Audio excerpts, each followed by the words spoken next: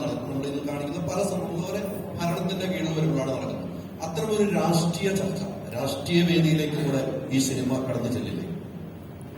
ചില കാര്യങ്ങളിലേക്ക് എത്താൻ എന്നുള്ളത് സിനിമകൾ കമ്മ്യൂണിക്കേറ്റ് ചെയ്യുന്നതാണ് ഏറ്റവും പ്രധാനം എന്ന് പറഞ്ഞു കഴിഞ്ഞാല് നമ്മൾ ഈ സിനിമയിൽ പറയുന്ന കാര്യങ്ങൾ കാണുകയും മനസ്സിലാക്കുകയും അതിനെപ്പറ്റി കൂടുതൽ ചിന്തിക്കുകയും സംസാരിക്കുകയും ഒക്കെ ചെയ്യേണ്ടത് സാധാരണക്കാരായിട്ടുള്ള ജനങ്ങളാണ്.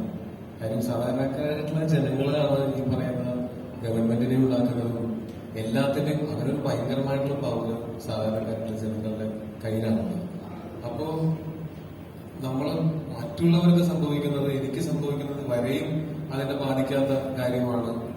മറ്റൊരാൾക്ക് എതിരെ ഒരു അതിക്രമം, ഒരു അടിച്ചമർത്തലും ഒക്കെ നടക്കുന്ന സമയത്ത് അത് എന്നിലേക്ക് എത്തുന്നത് വരെ മിണ്ടാതിരിക്കുക എന്ന് പറയുന്നത് അത് വളരെ കൺവീനിയന്റ് ആയിട്ടുള്ള ഒരു കാര്യമാണ്.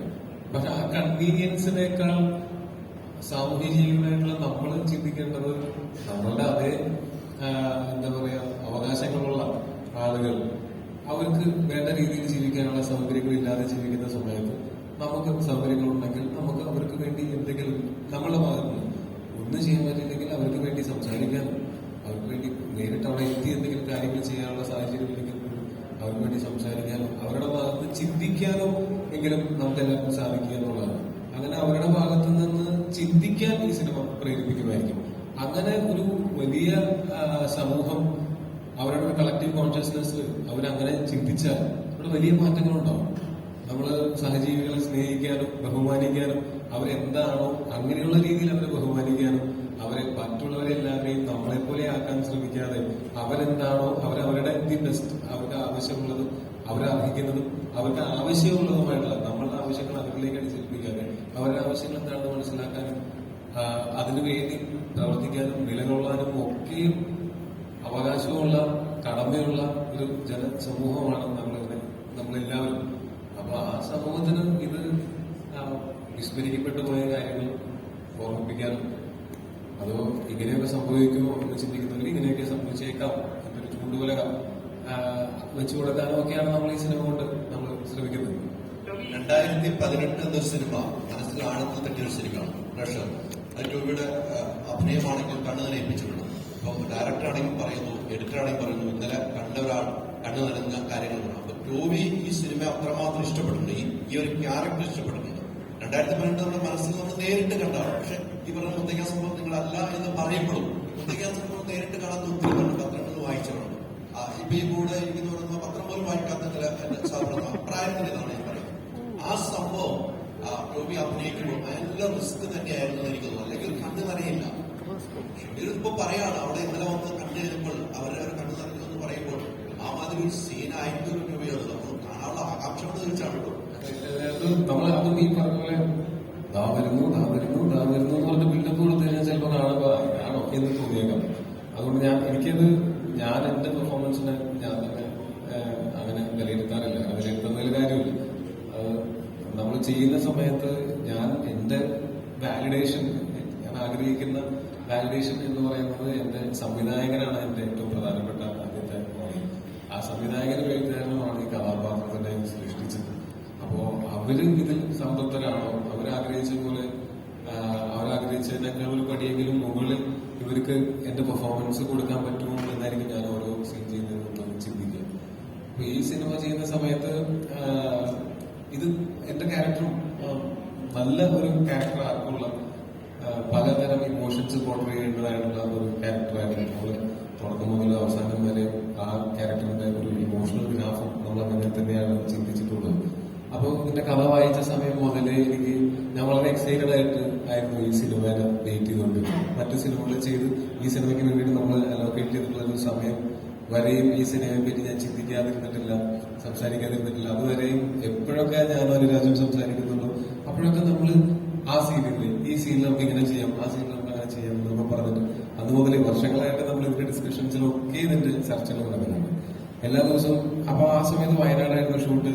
ഞാൻ എല്ലാത്തിനും ഡിറ്റാച്ച്ഡ് ആയിട്ട് ഷൂട്ട്, പിന്നെ എന്റെ അവിടുത്തെ വയനാട്ടിലെ ചെറിയ മലകയറ്റവും അവിടുത്തെ സുഹൃത്തുക്കളായിട്ട് സമയം സ്പെൻഡ് ചെയ്യുന്നതും അങ്ങനെയൊക്കെ തന്നെ ആയിരുന്നുണ്ടായിരുന്നു. വീട്ടിലേക്ക് തന്നെ അതിന്റെ ഇടയ്ക്ക് വന്നിരിക്കുന്നത് വളരെ ചുരുക്കമാണ് ഈ വയനാട് ഷൂട്ട് ചെയ്യുന്ന സമയത്ത്. അപ്പൊ ആ സമയത്ത് നമ്മള് നല്ല ഏകാഗ്രതയും ഒക്കെ ആയിരിക്കും സമയത്തിനോടൊപ്പം സമയത്തിന് എഴുന്നേൽക്കുന്നു.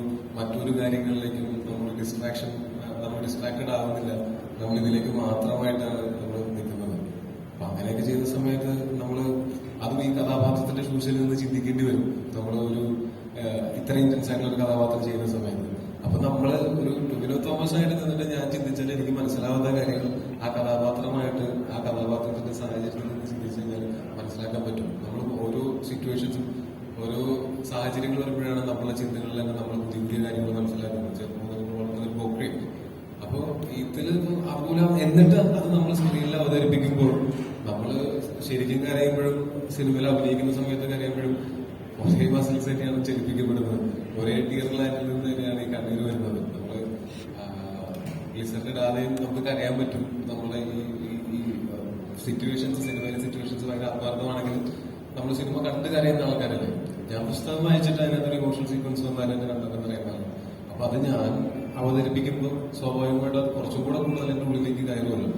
അപ്പൊ അങ്ങനെ ഉണ്ടായിട്ടുള്ള സമയങ്ങളുണ്ട്. എനിക്ക് ഭയങ്കര അത് സിനിമ കാണുന്ന പ്രേക്ഷകർക്ക് അതേപോലെ തന്നെ അത് ഫീൽ ചെയ്യുമോ അതൊന്നും എനിക്കറിയില്ല. പക്ഷെ എനിക്ക് പേഴ്സണലി ഒരു സീൻ ചെയ്തുകൊണ്ടിരിക്കുന്ന സമയത്ത് അത് ഇച്ചിരി ലോങ് ടേക്ക് ആയിരുന്നു. സിനിമയിൽ വരുമ്പോൾ അത് എഡിറ്റ് ചെയ്തിട്ട് കട്ടായിട്ടായിരിക്കും അതിനൊക്കെ ഷോട്ടുകളൊക്കെ ഉണ്ടാവും. പക്ഷെ നമ്മളൊരു മാസ്റ്റർ ഷോട്ട് പോലെ നമ്മൾ ഒരു ദിവസം രാവിലെ വന്ന് പ്രിപ്പയർ ചെയ്തപ്പോൾ അന്ന് ഞാനും ആ കൂടുതലായിരുന്നു.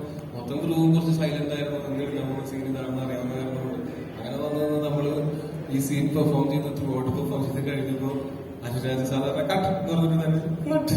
അപ്പൊ ഈ കട്ട് കണ്ടപ്പോ നമുക്ക് അനുരാജിന്റെ ശബ്ദമിടറി എന്ന് പറയുന്ന സമയത്ത് എനിക്കത് അവിടെ സ്പോട്ടിൽ വെച്ചിട്ട് PWD എനിക്ക് അവാർഡ് തന്നു. നീ ഹനുമാനല്ല സുലൈമാനല്ല ഹനുമാനാണെന്ന് പറയുന്ന പോലത്തെ ഒരു എക്സ്പീരിയൻസ് ആണ് എനിക്കുണ്ടായത്. അതാണ് നമ്മള് സിനിമ ഇറങ്ങിയതിനു ശേഷം വരുന്ന റെസ്പോൺസുകളേക്കാൾ വളരെ സ്പോട്ടിൽ വരുന്ന പെർഫോമൻസ് ചില സമയത്ത് അങ്ങനത്തെ കയ്യടികളൊക്കെ കിട്ടുമ്പോൾ അതാണ് ആസ് എൻ ആക്ടർ നമുക്ക് ഏറ്റവും എടുക്കാൻ പറ്റുന്ന ഒരു കാര്യം. അനുരാജന്റെ സുഹൃത്താണ്, അനുരാജ ആ സിനിമയുടെ സംവിധായകനാണ്. അതുകൊണ്ട് ചിലപ്പോൾ അനുരാജന് കുറച്ചും കൂടി ഇമോഷണലി ഇതിൽ ഇൻവെസ്റ്റഡ് ആയതുകൊണ്ടായിരിക്കും ആ സമയത്ത് എന്റെ പെർഫോമൻസ് കണ്ടിട്ട് കരച്ചിൽ വന്നത്.